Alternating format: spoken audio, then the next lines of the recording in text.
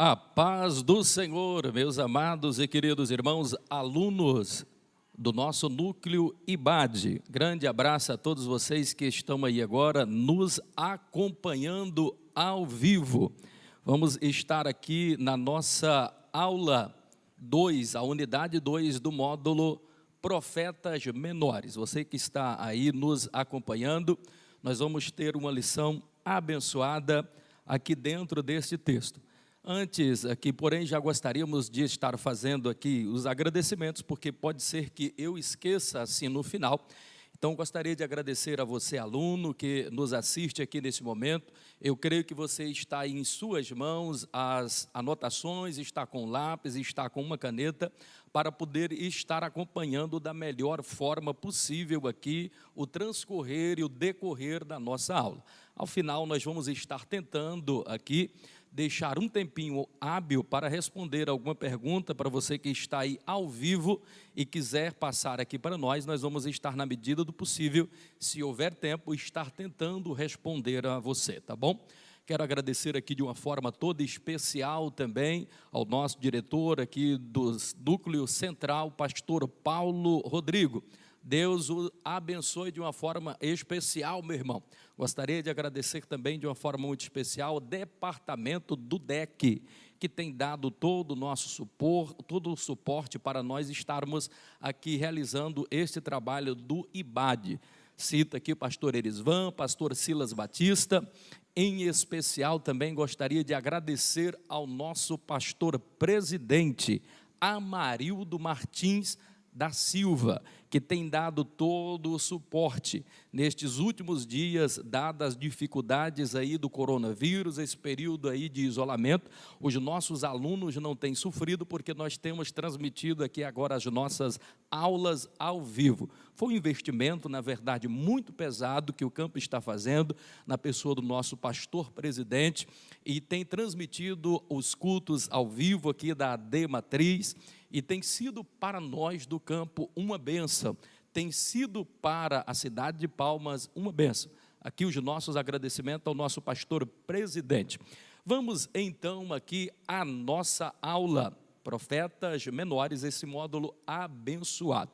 Aula passada estivemos falando aqui de um tema muito importante. Hoje nós vamos estar falando, dentro desses 12 profetas, vamos estar falando de mais 3, a saber, Obadias, Jonas e Miqueias.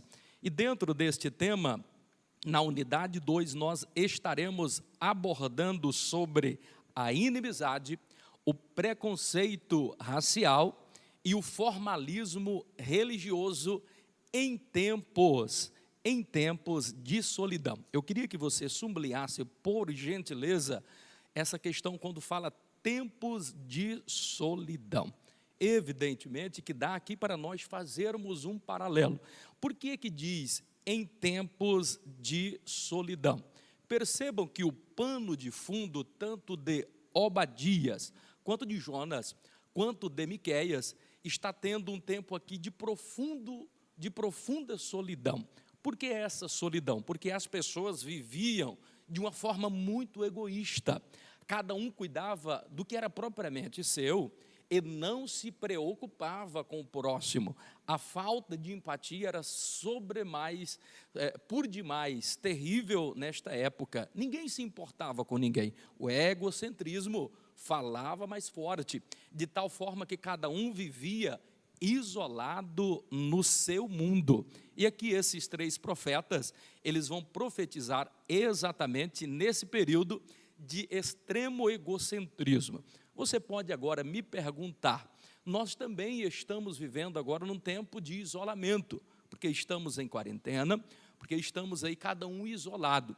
Mas eu gostaria de dizer para você que, ainda que estando em quarentena, nós não podemos viver isolado. Aí na sua casa, onde você está, você pode aproveitar a oportunidade para mandar uma mensagem de fé, de esperança para o seu amigo, para o seu irmão. Aproveitar esse tempo para fazer algo útil, algo relevante, algo produtivo na sua vida. É possível até que alguém, estando em volta de uma grande multidão, ele está ali, muitas pessoas ao seu redor, ainda assim ele vive uma vida isolada, uma vida solitária. Porque não quer dizer que você está ao lado de muitas pessoas, que você está convivendo em comunhão. É possível que você esteja rodeado de pessoas e ainda assim viva uma vida extremamente solitária. E ao passo que algumas pessoas às vezes não têm nem muitas pessoas ao seu redor, mas ele vive uma vida de comunhão. Esse é um período que você pode tirá-lo para viver em comunhão.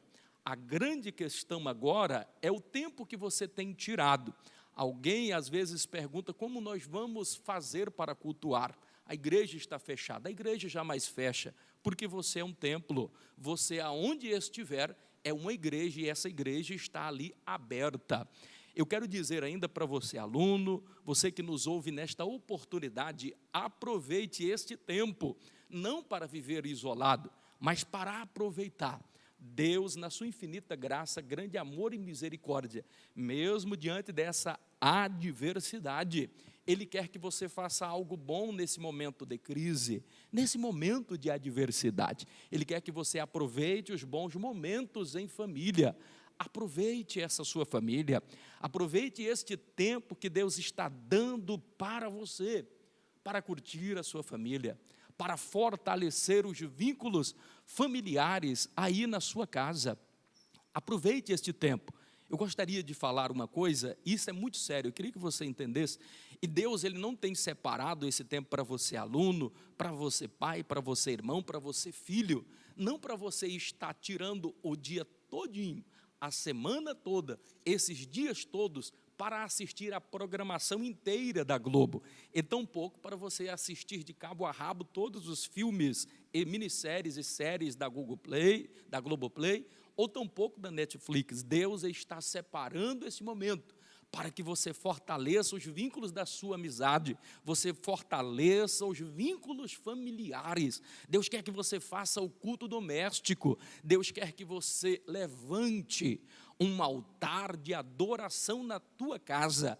Aproveite o tempo que Deus está separando para você nesse momento de crise, faça algo importante, faça algo muito especial. Eu gostaria também de, nesta oportunidade, já que introduzir, está entrando aqui dentro desse tema maravilhoso, aonde nós vamos estar abordando em 4 capítulos. No capítulo 1 vai estar falando sobre a vida e ministério de Obadias, no capítulo de número 2 vai estar falando sobre a vida e o ministério aqui de Jonas, o profeta Jonas, e no capítulo 3 vamos estar abordando aqui sobre a vida e o ministério de Miqueias. No capítulo 4 vai dar uma visão panorâmica da junção aqui desses 3 livros.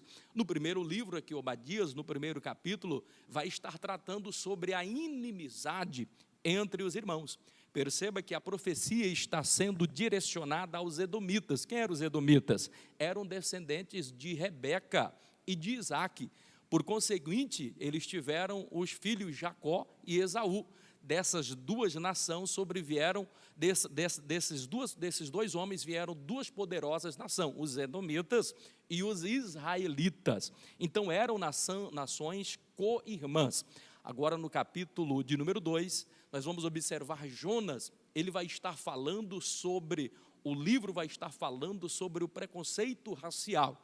Então nós vamos perceber na vida própria do profeta ali, ele tendo um grande preconceito quando ele não entende a misericórdia de Deus, em Deus querer levar a salvação a todos os povos e a todas as nações. No capítulo 4, aqui já observando aqui em Miqueias, fazendo aqui uma visão panorâmica rápida, um breve resumo, Miqueias, ele vai estar falando sobre o formalismo religioso,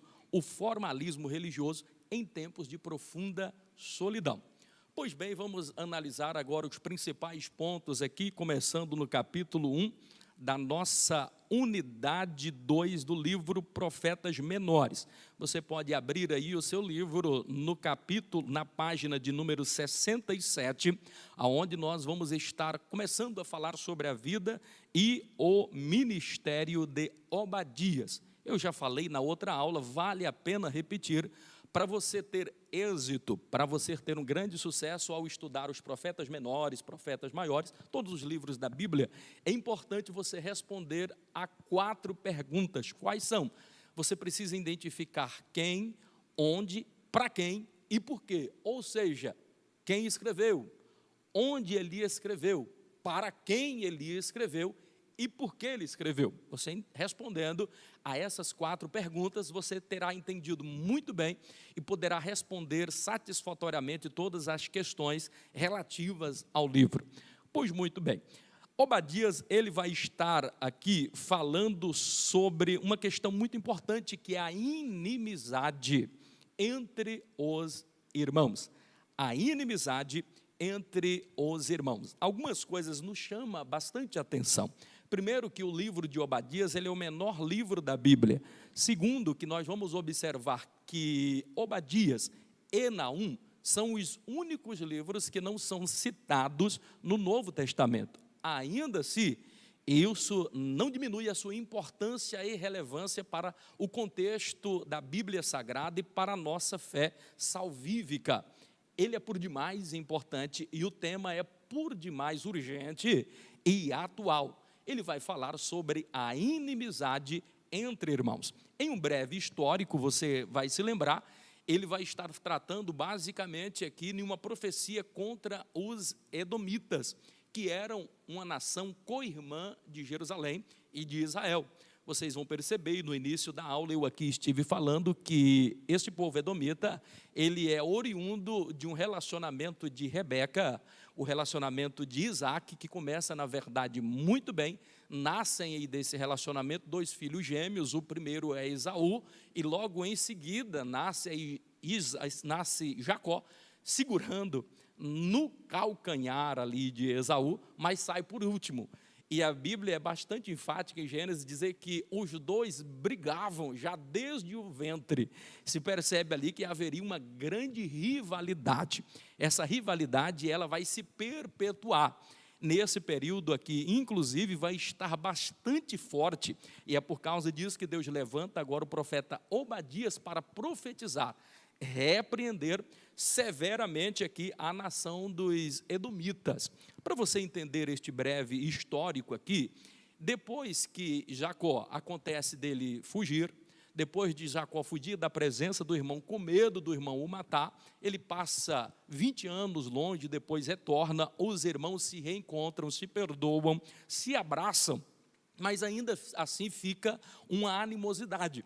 Percebam que passa 430 anos, Israel está lá no Egito, preso, está lá escravizado, e quando Deus resolve tirar com mãos fortes a nação de Israel ali do subjugo da escravidão ali no Egito, nós vamos perceber que quando Moisés está conduzindo o povo, logo de início ele vai passar em uma terra. Que terra era essa?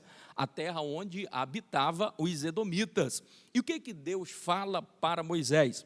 Moisés, eu não quero que você brigue com este povo, porque os edomitas é uma nação que são irmãos de vocês. E desta forma Moisés procedeu. Ele tratou de uma forma muito carinhosa todos os moradores ali daquela cidade, daquela região. Ao passo que os edomitas trataram de forma muito severa, repreenderam, trataram de forma muito truculenta e impediram Israel de passar por este local. E isso causou um enorme prejuízo, porque Israel teve que fazer uma grande volta, aumentou em muito o seu percurso e não pôde passar no meio deste povo, os edomitas. Mas na frente nós vamos observar o próprio rei Davi, ele agora subjuga esta nação de uma forma bastante estratégica, porque passava por essa região uma grande parte do poder econômico. Ali estava uma estrada onde passavam estradas, inclusive imperiais.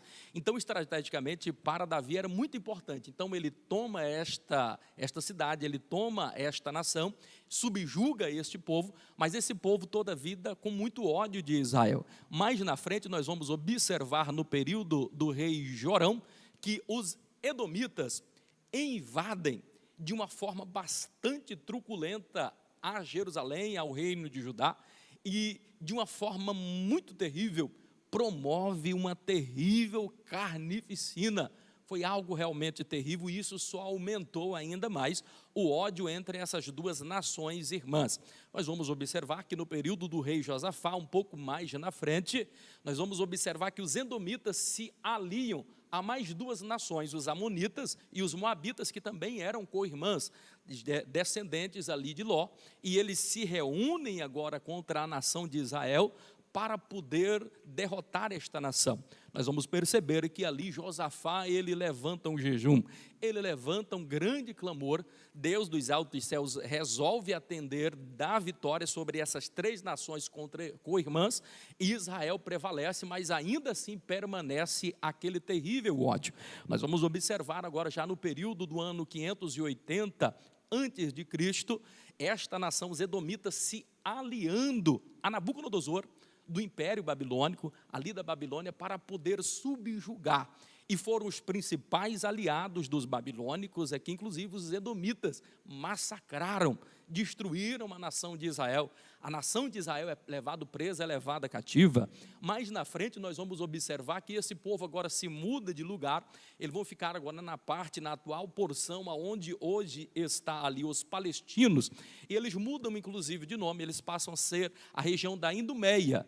Então quem morava ali era Idumeu. Ali a gente vai perceber e observar, inclusive, alguém muito proeminente dos edomitas, que vai reinar, inclusive, ali em Israel. Falo de quem? Os Herodes. Herodes, o tetrarca, começa com Herodes Idumeu, já falando de onde ele era Idumeu, ou seja, era edomita, para você que não sabe. Então existia aqui uma ascendência de Herodes em meio ao povo judeu, ao povo da promessa. Veja que eles ali são cordeiros de Esaú. E nós vamos perceber que isso ainda vai se perpetuar, já no ano 70 depois de Cristo, ali com o general Tito, parece que essa nação ela vai sumir do mapa. Mas esse povo estava sempre em guerra, estava sempre em batalha. Eu gostaria de chamar a atenção aqui para o livro sobre 3 pontos importantes para você entender o livro de Obadias, entender todo o contexto dessa história. Quais são os 3 pontos principais para você entender esta narrativa? Primeiro, para você inclusive que é amante da palavra, expositor da palavra, gosta de pregar a palavra, você pode explorar bem esses 3 conteúdos. Primeiro, ponto importante para você entender esta narrativa aqui da origem do histórico dos amonitas. Primeiro, nunca despreze um problema pequeno. Por quê? Este pequeno problema poderá se transformar futuramente em um problema indissolúvel, grandioso demais, difícil de se resolver. Percebam que o problema ele começa aqui muito pequeno, porque quando nascem esses irmãos, eles já estão brigando desde o ventre materno.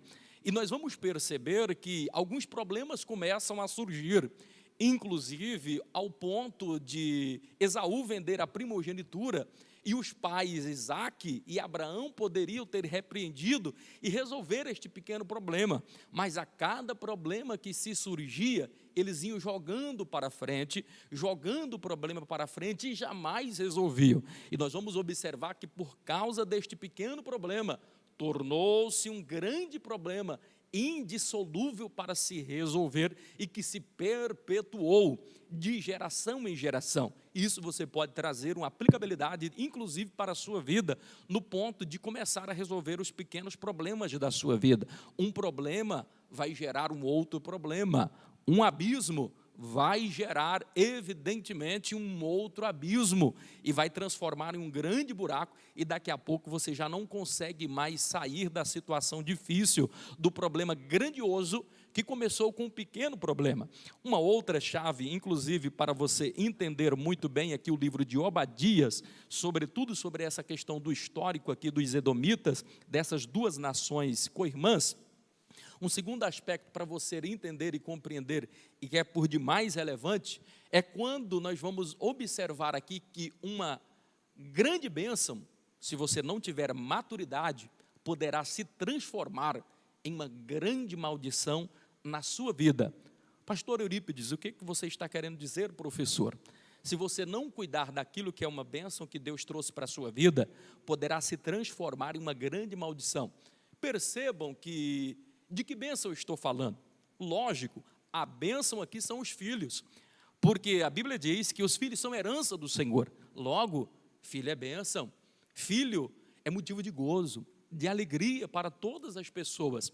Mas percebam que este filho, esses dois filhos, porque os pais não tiveram maturidade suficiente necessária para administrar um problema, transformou-se em uma terrível maldição, pela qual nós já falamos aqui.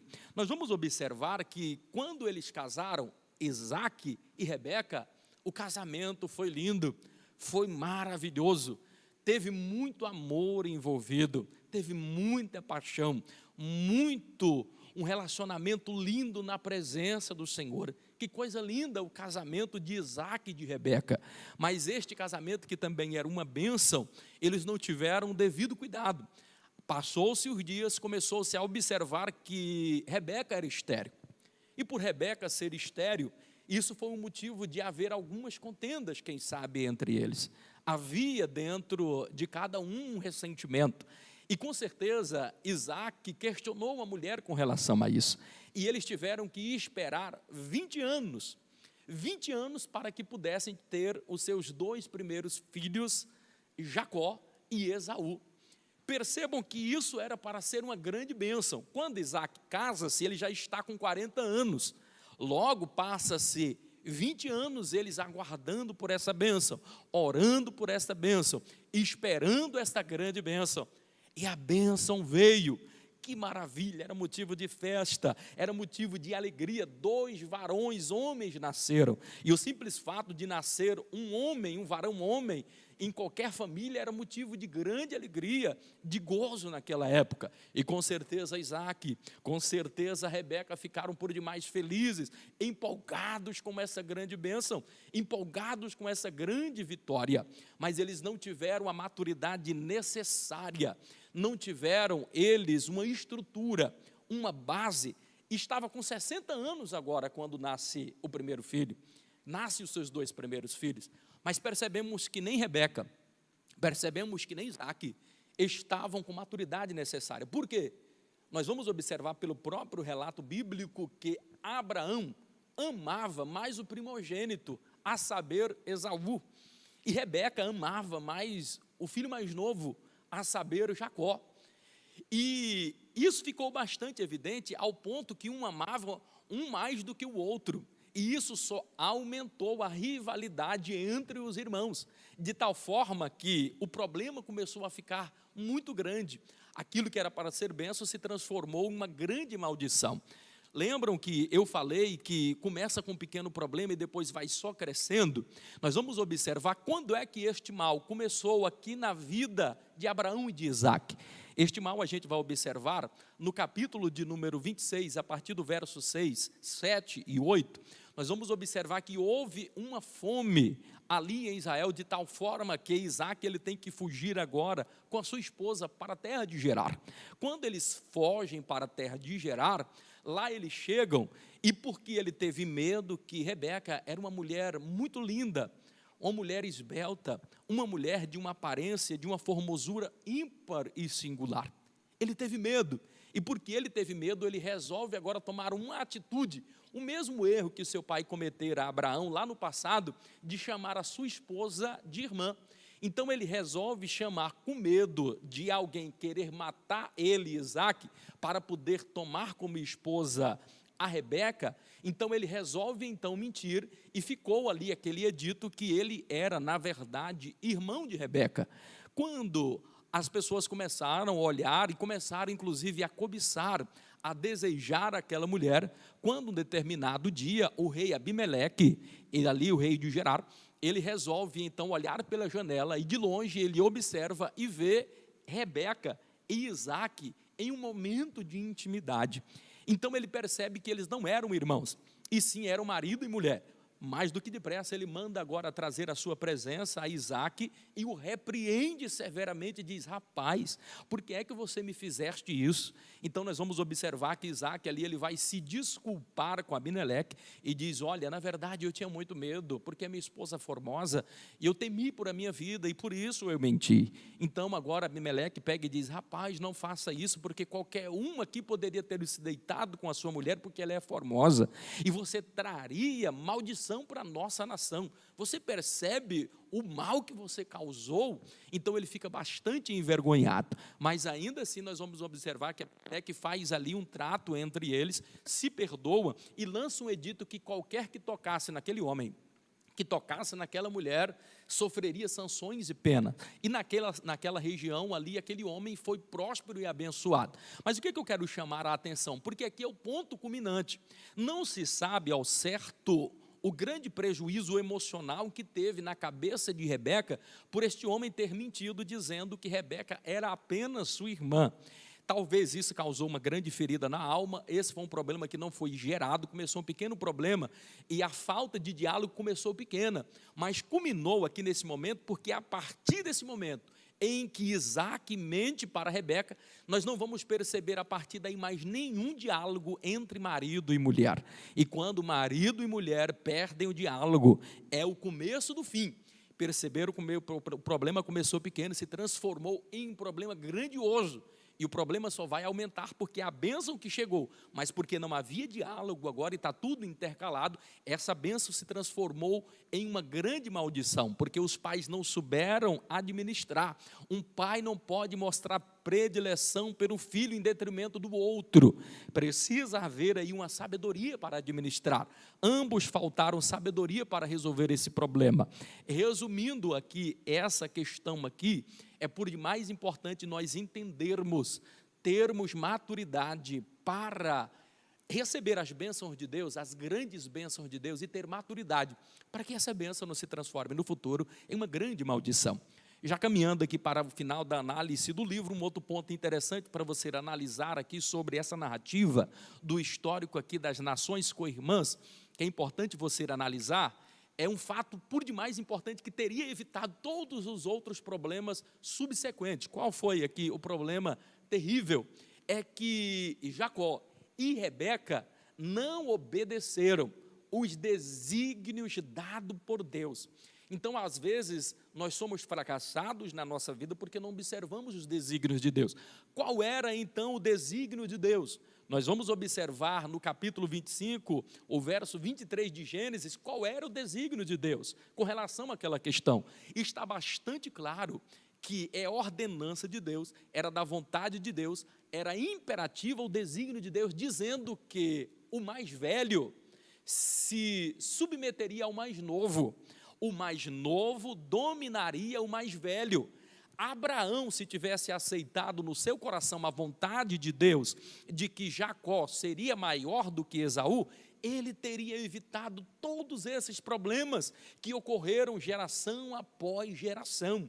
Ele não obedeceu o desígnio de Deus. Nós vamos observar que ele amou mais a Esaú, e por causa disso ele quis abençoar e tirar a bênção de Jacó. A mulher, ao perceber que o marido amava mais a Esaú e ela amava mais a Jacó, resolve então enganar o marido, resolve então enganar o filho primogênito, e nós vamos observar que agora Jacó, enganando de uma forma bastante sórdida, rouba de vez a bênção da primogenitura. O fato de ter a bênção da primogenitura dava ao primogênito vários direitos familiares, substituía o pai após a morte, e tudo ficava centralizado nesse filho primogênito.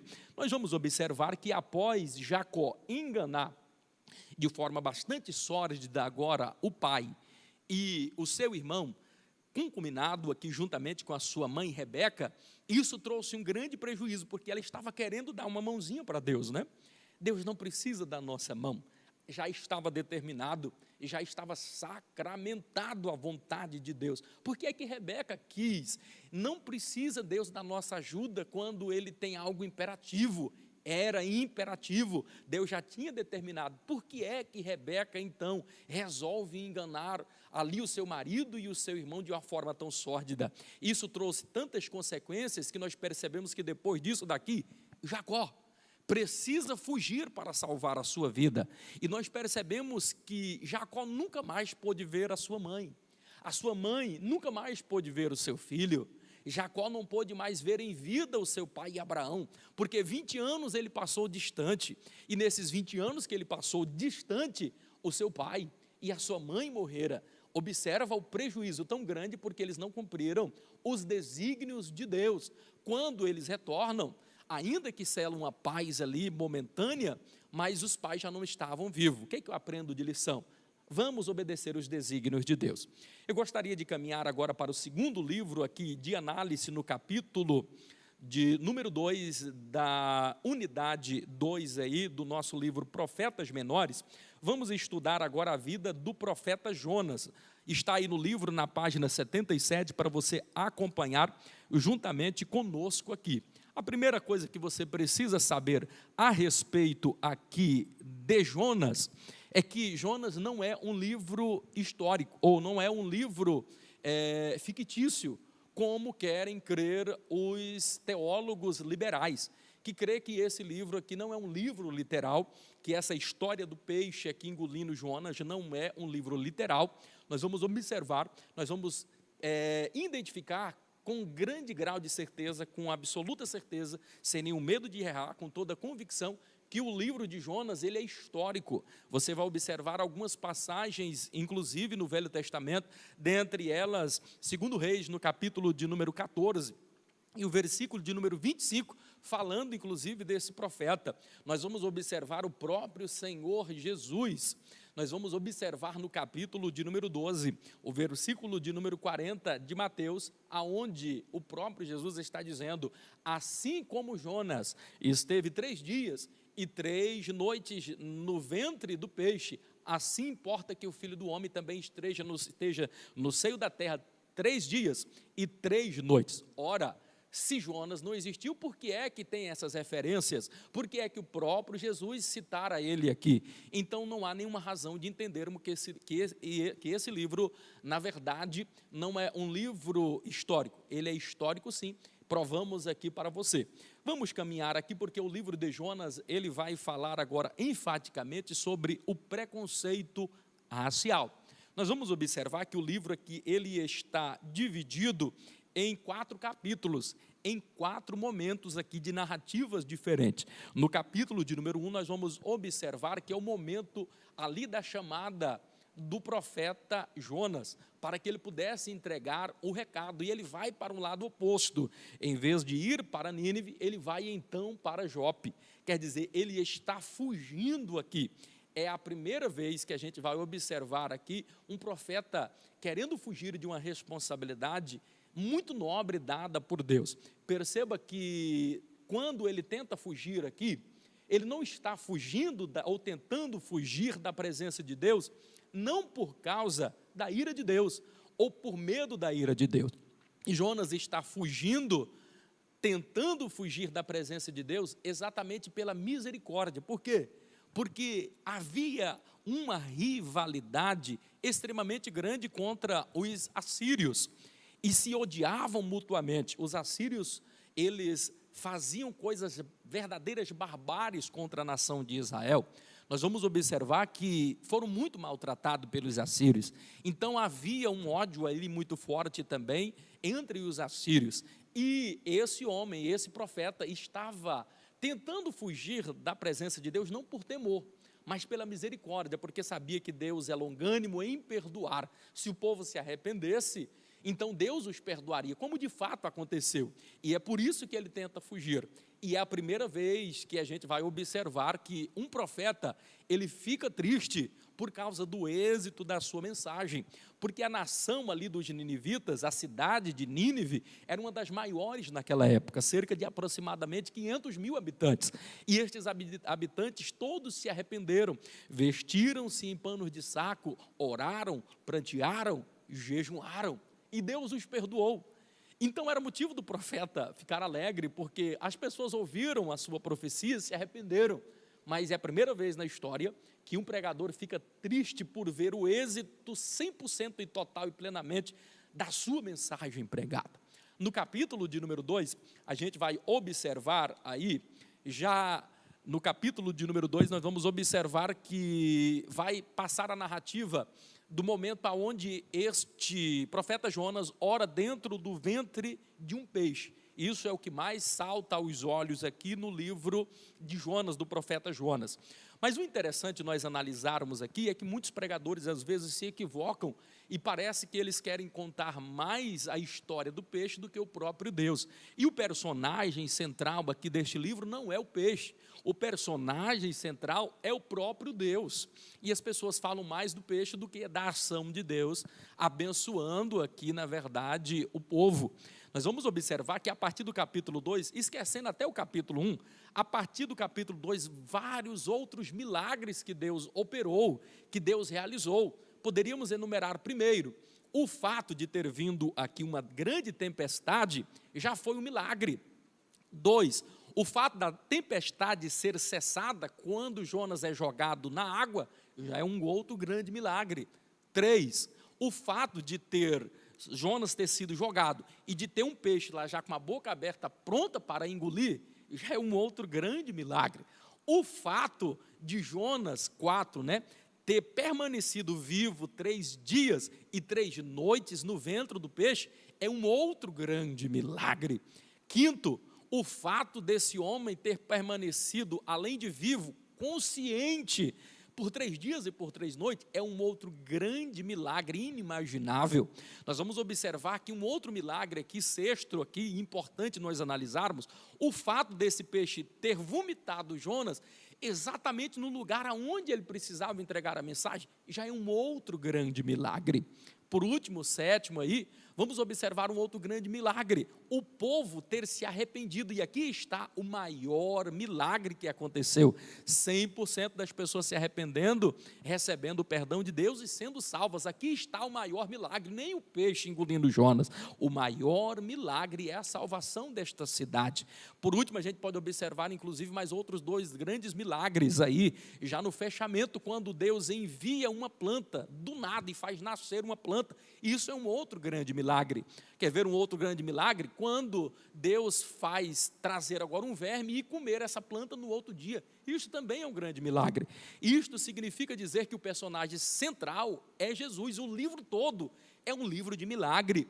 É um livro de Deus em plena atuação, porque Deus começa falando e termina falando, e no meio Deus age. Isso significa dizer que Deus ele age no começo, que Deus ele fala no começo, Deus fala no fim, e no meio da nossa história ele está sempre agindo aí em nosso favor.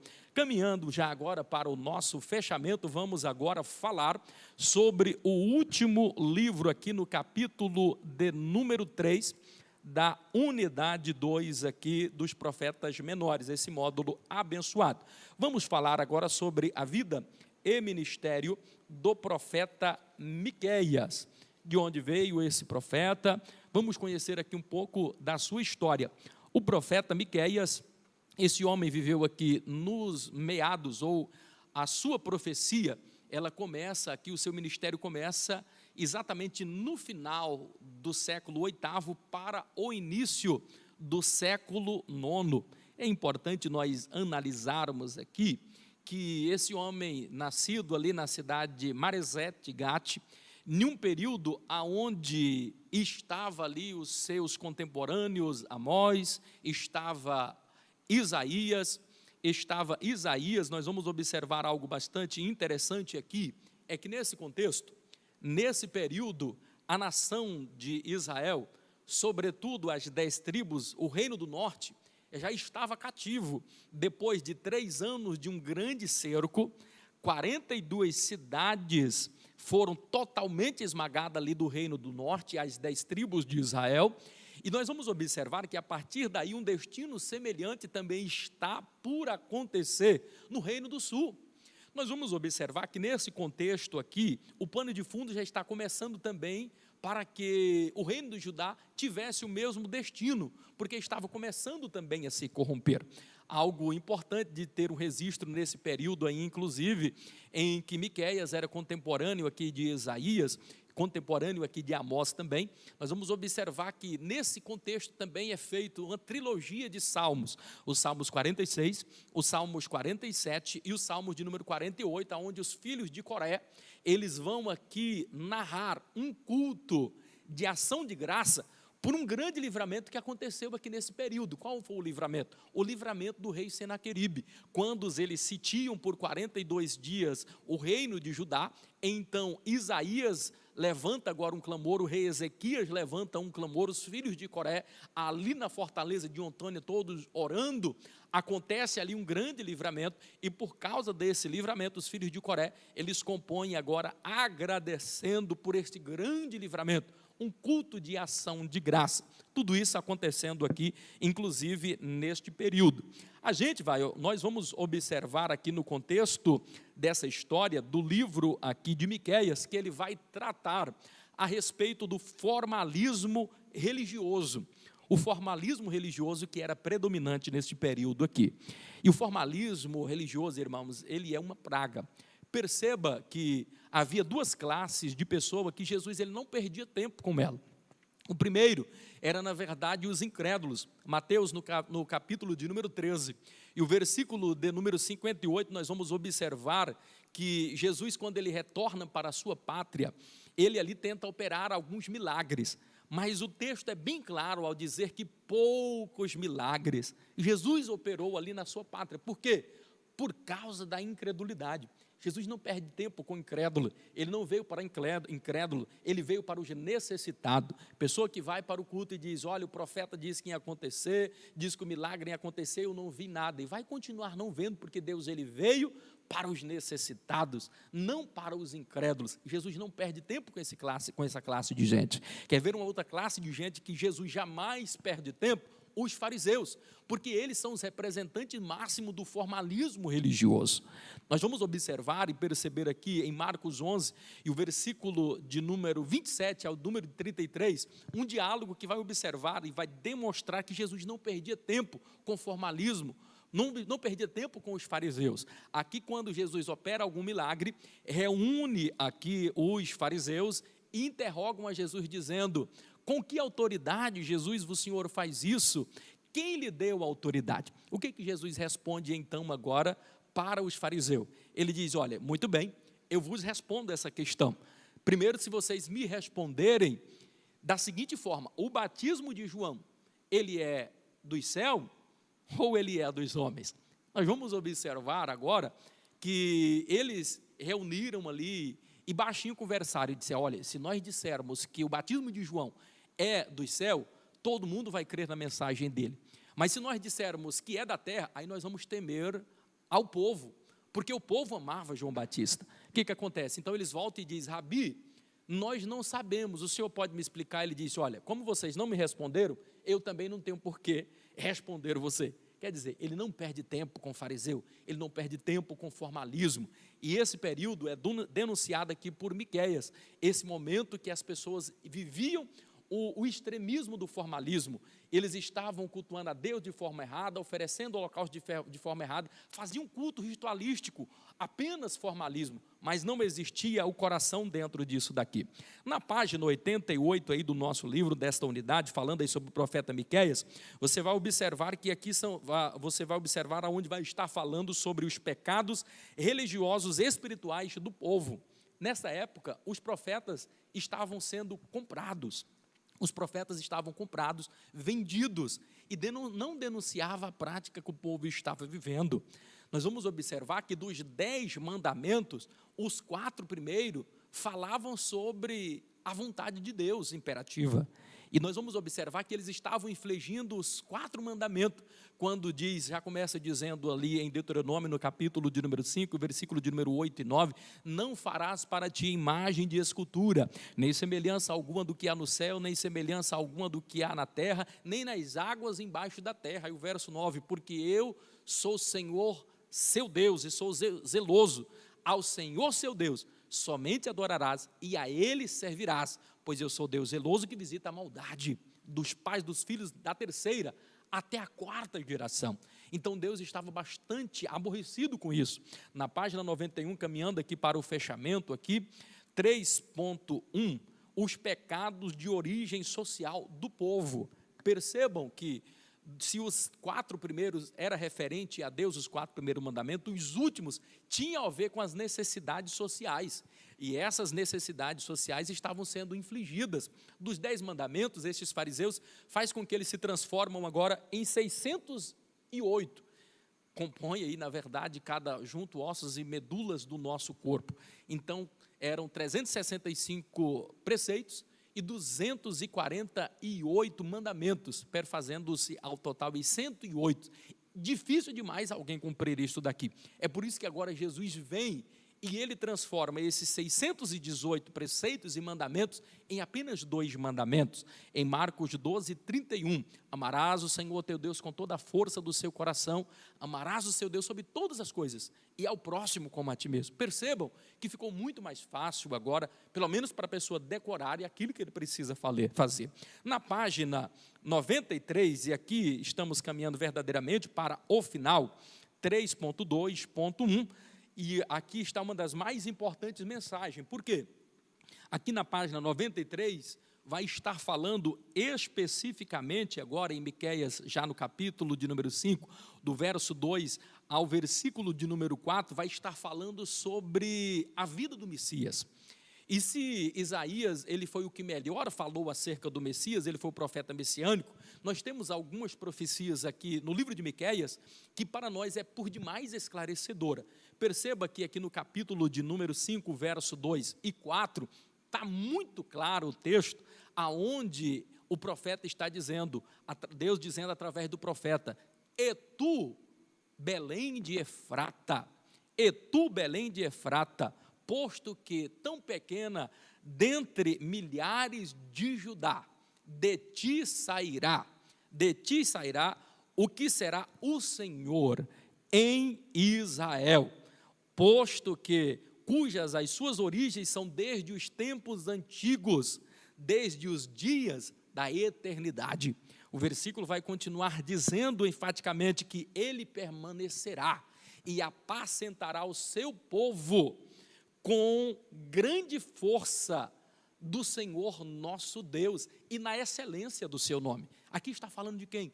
Do Messias prometido, e de uma forma muito bem clara, quando ele diz, e tu, Belém de Efrata, tão pequena, dentre milhares do reino de Judá, de ti sairá aquele que será o Senhor de Israel. Ele está falando do Messias, e está dizendo, enfatizando que ele era da realeza, porque ele veio de Belém, como de Belém também veio o rei Davi. E se você for observar em 2 Samuel, no capítulo de número 7, o versículo de número 12, vai estar bastante claro, dizendo que da semente de Davi nasceria um que se assentaria no trono de Davi e reinaria para todo sempre. Então a realeza está caracterizado aqui.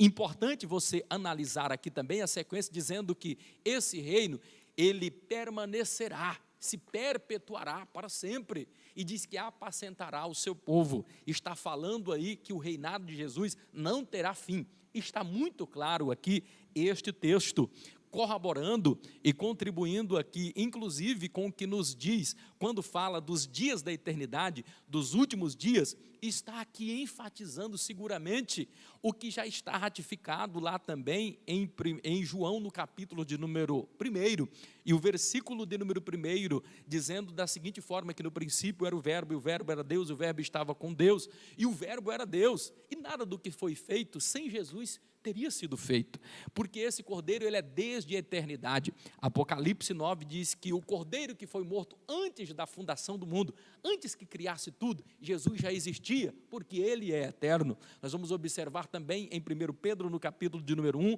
o versículo 19 e o versículo de número 20, que desde a fundação do mundo, o cordeiro que foi morto desde a fundação do mundo, quer dizer, Jesus, ele sempre existiu, e o livro, ele fala de uma forma aqui muito clara com relação a isso. Finalizando, na página 95 e 26, e aqui está o último ponto que eu quero passar rapidamente aqui para vocês, e aqui está um dos pontos principais.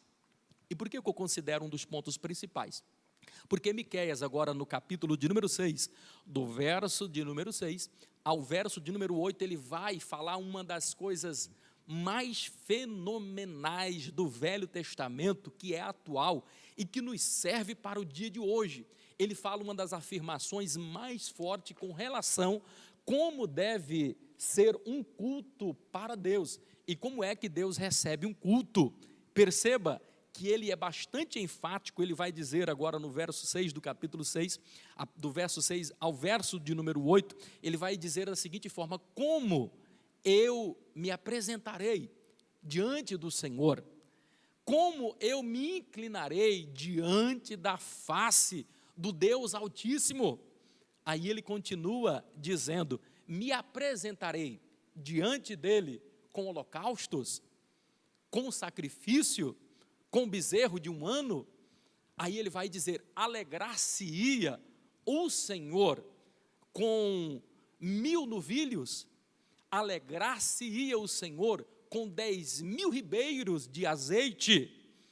Interessante, ele vai dizer assim: darei ao Senhor o meu primogênito em prol das minhas transgressões, darei o fruto do meu ventre em prol dos pecados da minha alma. Aí o próprio Deus responde e diz assim: hoje eu te declaro, eu vou te declarar, o que importa para mim é que você pratiques a justiça. Este é o verdadeiro culto, que pratiques a justiça, que ames a benignidade e que viva humildemente com o Senhor teu Deus. Eu finalizo aqui, que mensagem poderosa, maravilhosa. Esse é o verdadeiro culto, irmãos, que você pratique a justiça. E por que a justiça ela é tão importante? A justiça é maravilhosa, porque nos diz no capítulo de número 14, o verso de número 17 de Romanos, que o reino do céu, ele não é feito de comida, ele não é feito de bebida, mas ele é feito de justiça. Isto significa dizer que qualquer injustiça que você fizer aqui na terra, você vai estar trabalhando contra o reino do céu. O verdadeiro culto é que você pratique a justiça, que seja justo. A segunda coisa, ele vai dizer que ames a benignidade. O que é amar a benignidade? Amar o bem, é praticar o bem, é fazer o bem. Tiago, no capítulo de número 4, e o versículo de número 17, diz: aquele que sabe fazer o bem e não faz, comete pecado. E por último, finalizando, ele diz que andes humildemente com o Senhor teu Deus. Isso aqui é forte, irmãos. Sabe o que Miqueias ele está querendo dizer aqui? No apagar das luzes, no fechar aqui desta matéria, ele está dizendo que a única forma do homem andar com Deus é se esse homem andar humildemente com Ele. Que coisa gloriosa, eu sinto a presença de Deus, irmão. Aluno do IBAD, ao falar sobre isso, a única forma de você andar com Deus é se você andar humildemente com Ele. A humildade é por demais importante, porque a humildade precede a honra, Provérbios 13, 15. É importante por demais você ser humilde. Observa que quando no capítulo 18 de Lucas, nós vamos observar o fariseu, a parábola do fariseu e do cobrador de impostos. O fariseu bate no peito, orgulhando-se por grandes coisas que eles fizeram, um formalismo religioso muito grande, mas para Deus isto nada serviu, porque com poucas palavras um homem bate ali no peito, chorando e diz: Senhor, tem misericórdia de mim, porque sou pecador. Por causa da humildade desse homem, Deus o perdoou. E o interessante é que Tiago 4 e 6 vai dizer que Deus resiste ao soberbo, porém dá graça aos humildes. O mesmo Tiago no capítulo 4, agora no verso 10, diz assim: humilhai-vos perante o Senhor teu Deus, e Ele vos exaltará. 1 Pedro 5 e 6 vai dizer: humilhai-vos, pois, debaixo das potentes mãos do Senhor, e o Senhor, ao seu tempo, te exaltará. Não perca tempo em ser uma pessoa arrogante. Tire o formalismo da sua vida.